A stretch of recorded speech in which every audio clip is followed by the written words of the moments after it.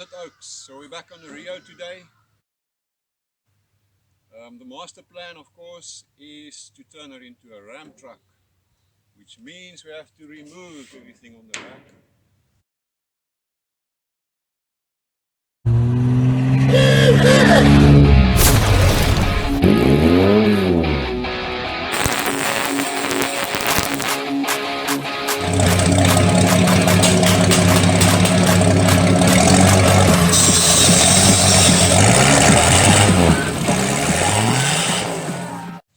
For today, I don't know if we'll finish today, definitely not, is to remove everything on the back, the tank, the bars, the bumper, whatever we can, so we're left with a base clean chassis. I think it's going to be a fight, a lot of rusty bolts to deal with. Let's see how it goes. Okay, so of course the first fight is to get these bolts undone, or nuts rather, and right from the start it's a battle. We're using all the normal tricks. We did help quite a bit to wire brush the exposed threads first. We couldn't see that draw really. I'm lucky today that my son-in-law Jason is giving me a hand. So yes, the old man has got some strong young backs helping him. Okay, so one of the tricks that does help quite a lot, if you look at the exposed part of these bolts, that's really rusty thread. So of course to turn the nut through that is a real fight. So we use a battery drill, the wire brush to clean it up.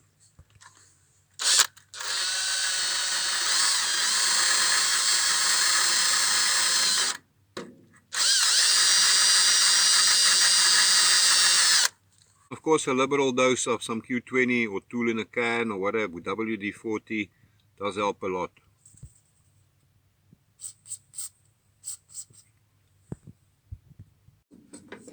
So always the last one is a fight. But we're gonna give him everything we've got, and if all else fails, I'll get the flame spanner.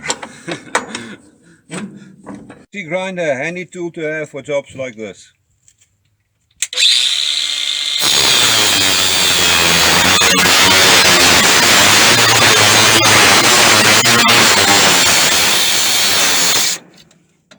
Okay.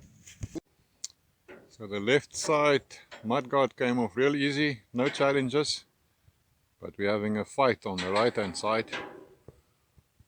Jason is still struggling there.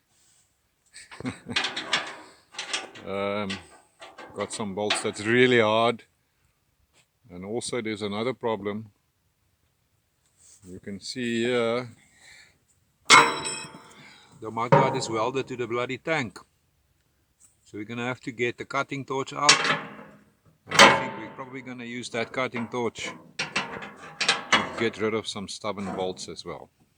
Okay, and sometimes if these guys don't want to cooperate, it's a good idea to use that big old hammer and wake them up.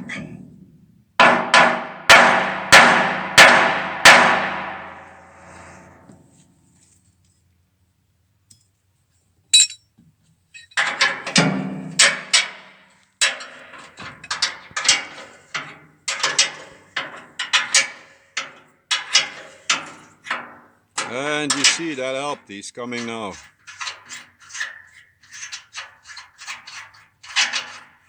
Making progress, the back bumper is loose, and there she goes.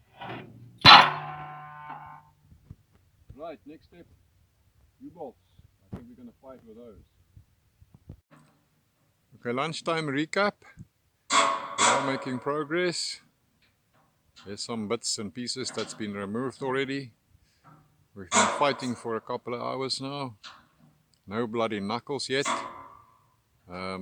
Yes, let's the journey continue. We've still got a bunch of U-bolts to take off. Get that tank loose. Right, it's time to re-evaluate. We've got everything stripped off the back. You can see everything we could remove is taken off the back. We started undoing these U-bolts. There you go, I hope you can see. There's still a whole bunch of them that's holding on the tank. But the problem is I can't get them out. So, and we can't lift the tank. We want to pull it off probably with a tractor. So yes, the new plan of action, I'm just going to get the cutting torch and cut all these U-bolts off. And then the tank is loose. While I'm here, I'm going to look at this quickly. There we go. So I know it's normal practice to put wood in between the chassis and in this case the tanker frame. But I think it's a cock idea. Just look at the rust. Because why? The wood retains the moisture and accelerates the rust. So that's something I would never ever do. If anything, I would rather use some plastic lining of sorts. Alright, so we're going to call it a day. We've done what we could. We need the cutting torch now, the flame spanner, excuse me, and I haven't got any gas at the moment, unfortunately. So I'll get some gas for the porta pack tomorrow, and then we'll cut these fucking, U-bolts off and get this guy ready to take the tank off. So since we came to a grinding halt on working on the REO, due to a lack of oxygen for the cutting torch, and I've still got Jason with me today, and there's some time left in the day, so I thought it's a good time to take care of some unfinished business. This is the chassis of one of the Comets. What's left of it, already used the cab, a lot of the other parts.